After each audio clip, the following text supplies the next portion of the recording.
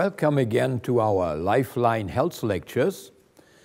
And in this lecture, we're going to deal with a very interesting subject, a subject that you may even call controversial, because I want to share with you about the combination of foods. And if you listen to the opinions out there, it's tremendous what people are saying. I have heard people saying that you cannot mix tomatoes with your salads because the tomato is not a vegetable but a fruit. I've heard people saying you can't have sweet and sour things together. I was taught at the very beginning when I started to study about health, I was taught, well, you can't mix the vegetables together with fruits because their enzymes will eliminate each other. There are all kinds of opinions out there, and it was not very easy for me to find out really what I would be able to believe. But I learned about Professor Dr. Walter White, and he is really a person that is quite known. I think he is one of the best scientists that we have right now in the Adventist Church. Dr. White was a scientist working on nutrition for many, many years in a South African university. And he has done a lot of research on nutrition. Most of his research was done on in the animal field, because that's where he was getting the funding for, because these big companies that like to sell foods for animals, they have funded these projects, and sad to say, but we have more money available to research the digestion of animals than to research our own digestion. But Dr. White makes a very interesting statement. He says that the foods that we eat should not be divided into two, but into three groups. And he says that the difference in these groups of foods that we need to distinguish, the difference there is in the fiber. And we have a group of foods that contain water-insoluble fiber. And then we have another group that contains water-soluble fiber. And then, of course, we have the cooked foods with the cooked fiber. And there is a big difference in the speed with which we will digest these foods containing these different kinds of fiber. Now here's the group number one, which are the raw vegetables. The raw vegetables contain water-insoluble fiber. I have mentioned this fact already in lectures before so you may remember that the raw vegetables contain water-insoluble fiber, and they are the foods that are slowest, that are being digested the slowest. So we digest very slowly the raw vegetables, and they stay for quite a while in our stomach and also in our digestive system. That's the group number one. Then we have the second group, and this is the group with all the cooked foods with cooked fiber. And this could be cooked fiber from grains or legumes, or it could be cooked fiber from vegetables. Whatever it is still fiber, and it was usually water-insoluble fiber. So once it is cooked, it is much faster digested. But then, according to Dr. White, there are some vegetables that are definitely vegetables. I would not call them fruits. I personally call them fruity vegetables. Now these fruity vegetables, like for example the tomato and the cucumber and the avocado, these fruity vegetables contain less fiber, less water-insoluble fiber than the rest of the vegetables. And so they are a little bit faster digested than the other raw vegetables. So they are from the vegetable group, but they are the exception in the vegetable group, and they belong into the second group. And then we have the third group, and in the third group we have the fruits. Now, the fruits have a lot of water-soluble fiber. And water-soluble fiber is quite easy and fast for us to digest. But in this group of the fruits, we have one exception. And that exception is also in group 2 because it's the apple. And the apple has a little bit more water-insoluble fiber than the fruits. So the apple has not only water-soluble fiber, but it has also some water-insoluble fiber, and it is digested a little bit slower than the rest of the fruits. Now, let's see whether we understand the subject, because I have noticed that people have a little bit of problems getting the idea that I'm trying to get out here. Now, we have the food group number 1, which are the foods with water-insoluble fiber. Water-insoluble fiber. The vegetables, the raw vegetables, they are the slowest to digest. And that's one of the reasons why if you have your green salad with all these good vegetables in the morning, you will not get hungry during the day. You will easily sustain yourself for at least 6 hours with these foods because they are very slow in digesting. Then we have the second group, and here we have mainly the cooked fiber.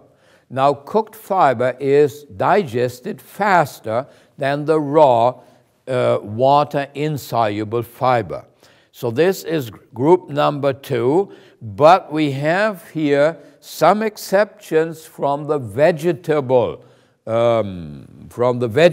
group, and these exceptions, we call them fruity vegetables. It's the tomato, the cucumber, and the avocado. Now, these are digested a little bit faster than the rest of the vegetables containing water-insoluble fiber. So they are digested just as fast as the cooked fiber. And then in the third group, which are our fruits, in the third group we have one exception that is a little bit slower to digest than the fruits, and that's the apple. So the apple belongs into the second group. And then we have the third group, and there we have all the fruits. And they are very easy and fast to digest. And that is also one of the reasons why I took them out in the corrective diet. I took them out of the breakfast meal and put them into a later meal because they are easy to digest. So they are not representing the king. They would better represent the prince, because we should eat lunch like a prince. So they are not as heavy. Now, let's see, let's have another look here at group 1 and 2. The difference of speed with which we can digest the Group 1, which are the raw vegetables, these here, like this salad and also these fruity vegetables. So this group here is very slow to digest. But the raw foods, the group number 2 with the cooked fiber is medium fast digested or medium slow digested, however you want to put it. But the difference between the time of digestion of group number 1 and group number 2 with the cooked fiber foods, the difference in digestion is not so much that it will affect our digestion. Then we are going to have a look now at group number 2 and group number 3. Now, group number 2, remember, are the cooked vegetables or the cooked fiber foods. It could be grains or vegetables. And let's have a look at this group, which is medium fast digested. And then we have group number 3 with the fruits that are very fast digested. Now, group number 2 and 3 are compatible because the difference in time of digesting group 2 and 3 is also very little. So group 2 is really very special. The cooked fiber foods, together with the exceptions from the vegetables and from the fruits, the apple, this group is compatible with group number 1 with the raw vegetables, and it is also compatible with group number 3 with the raw fruits. So group number 2 is compatible really with everything. But what is not compatible are the raw vegetables and the fruits. They are not compatible because these raw vegetables here, they contain fiber, water, insoluble fiber, and the fruits contain water, soluble fiber. Now, the vegetables and fruits, when we eat them together, then the fruits will be digested much faster than the vegetables. And now imagine you got all these things together in your stomach, and then you finish digesting your fruits in your stomach, but the green vegetables or the raw vegetables are not ready yet. They are not ready. But the stomach now wants to release the fruits into the small intestine for further digestion. But it doesn't have any hands and it cannot separate these two foods. So what's happening now is that the stomach cannot release the fruits into the small intestine, but they need to stay in the stomach and wait until the raw vegetables are ready to be released. And in this waiting time, something is happening that we don't want to happen. In this waiting time, while the fruits that are ready to be released into the small intestine, while they have to wait in the stomach, valuable carbohydrates will turn into fatty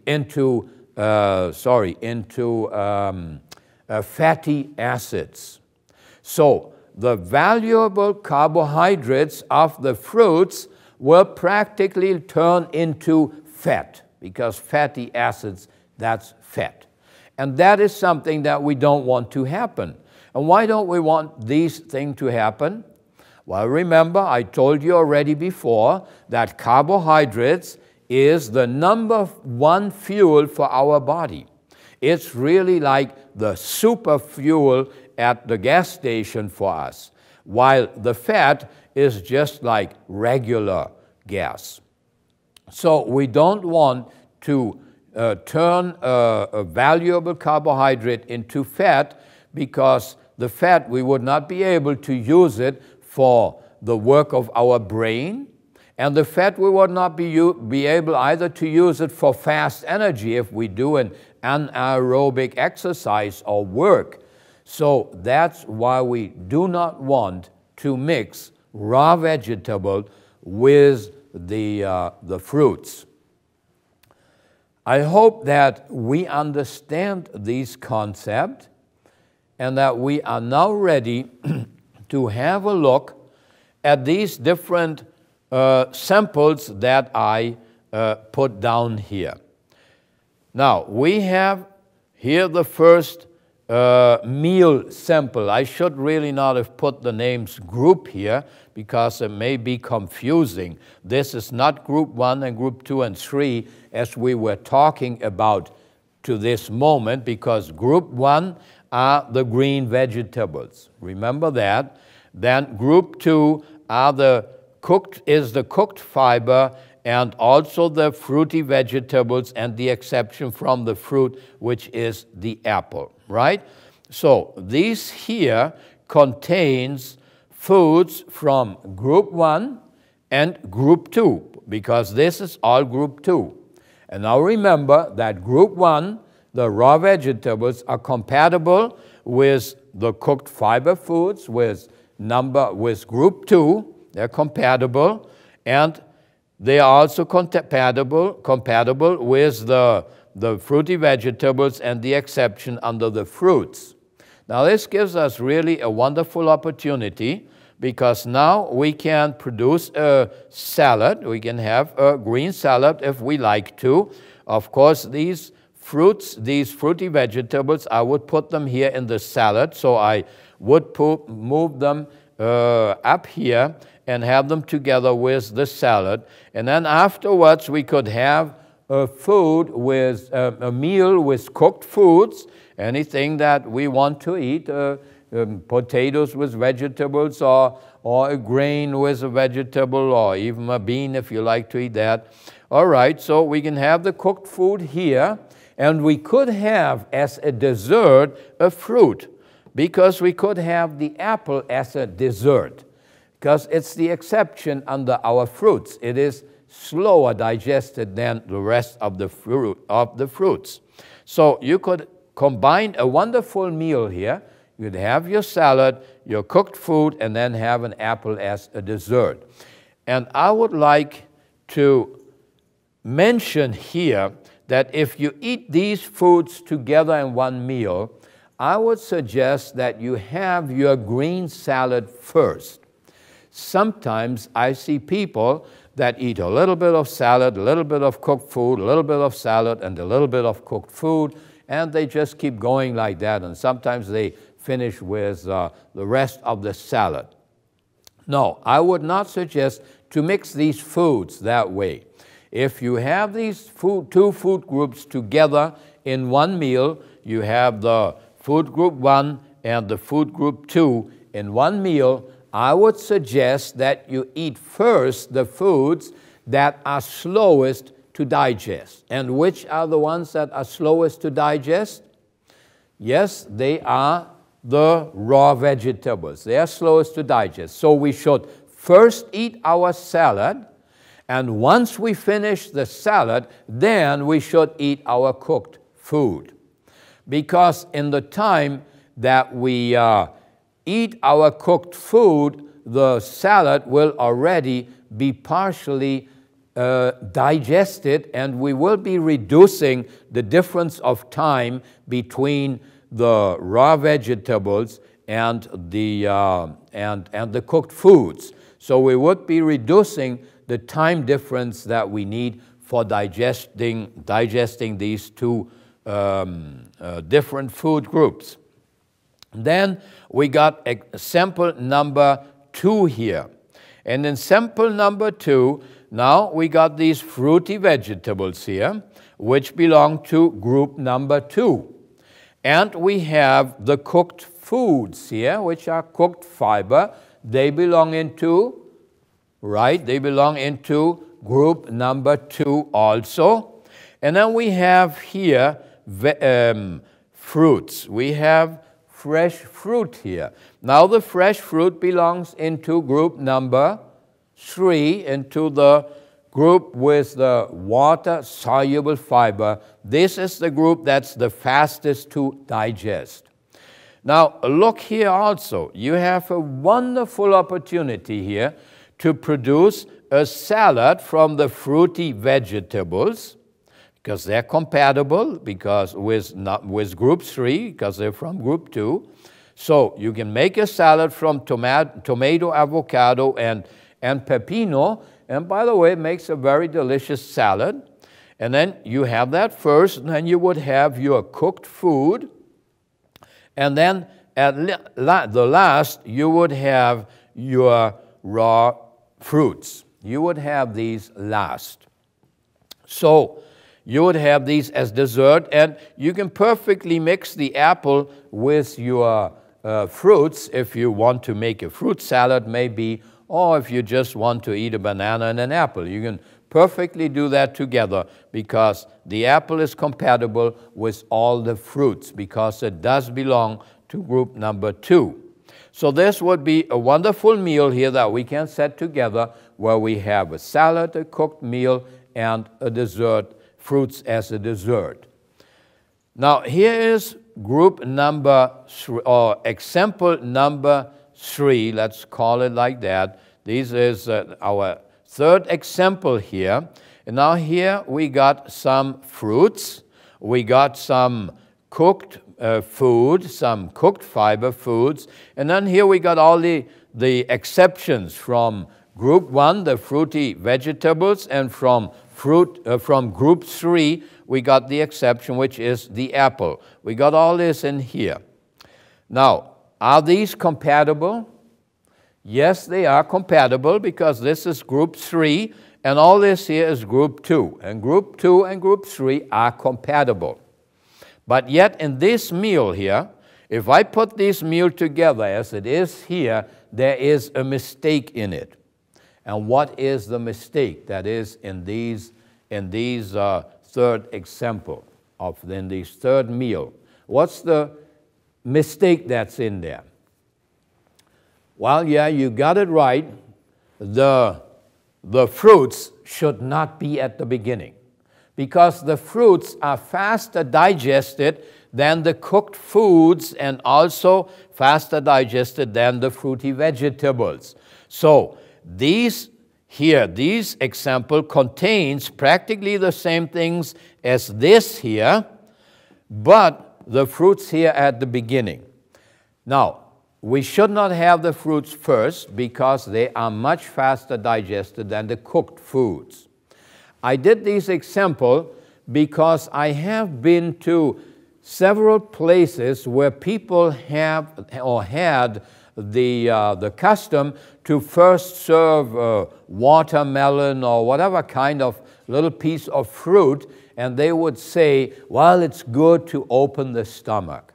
No, it's not good to open the stomach. We should not be doing it because we should first eat the cooked food, and if you want to open the stomach with anything, and then in this case here, I would do it with a little salad from tomato, avocados, and cucumbers. So I would have that little salad and would use that as a stomach opener, and then I would serve the cooked food, and then at the end I would serve the fruits either in fresh fruit or turned into a fruit salad or whatever you would like to do. So that would be the best way how to handle these kind of meals. Well, I think it is not all that difficult to understand because if we go back here, there are really only 2 things that we cannot combine, and that is raw vegetables with raw fruits, fresh fruit and raw vegetable. We cannot combine these 2 because if we do, then the fruits, while they are ready to be released into the small intestine, then they have to wait for the vegetables to be properly digested in the stomach, and in that time of waiting, the valuable carbohydrates from the fruits will turn into fatty acids or into fat, and we want to avoid that. Of course, some people have told me, well, if I eat these things together, I get like gases and problems with my stomach. That's possible, because some people have more sensitive stomachs than others, and some of us, we react different. And whatever I'm giving you here on information in all these lectures, I would suggest that you always listen to your bodies. Listen to your body and try to understand the language of your body. But don't listen to your body when he tells you at 10 o'clock at night to eat a chicken sandwich. Then don't listen to your body. You want to listen to your body, but you want to have some intelligent information to really know whether you should do what your body tells you or whether you should not do it. And that's why we need to study all these lectures, so that we will not become slaves to our stomach, because it should not be our stomach that is managing the brain, but it should be our brain that's managing our stomach. Well, then here to end this little lecture here, I would like to present a little example here with a little question now. We got a raw salad here, as you can see, and now we got some cooked food. In this case, looks like it is some spaghetti or something like that. And now we got a raw fruit salad here as a dessert. What would you say? Can we mix these three things together? Can we mix them? We can? No, we cannot. We cannot, because this here is group number 1, and this here is group number 3. So we got group number 1, the raw vegetables, together with the fruits, raw fruits, in the same meal. But these two are not compatible. This one is compatible with the cooked food, and the cooked food is compatible with the raw fruits. But the raw fruits and the raw vegetables are not compatible. So this combination here would not be possible. Well, I think, I hope that you have understood this subject, and that you will be able now to make your decisions about what you can mix and what you cannot mix together. And whenever anybody tells you something different, please ask the people why they are saying what they are saying, because usually they are just repeating some opinion that somebody else has expressed, and nobody knows why they are saying things. Thank you.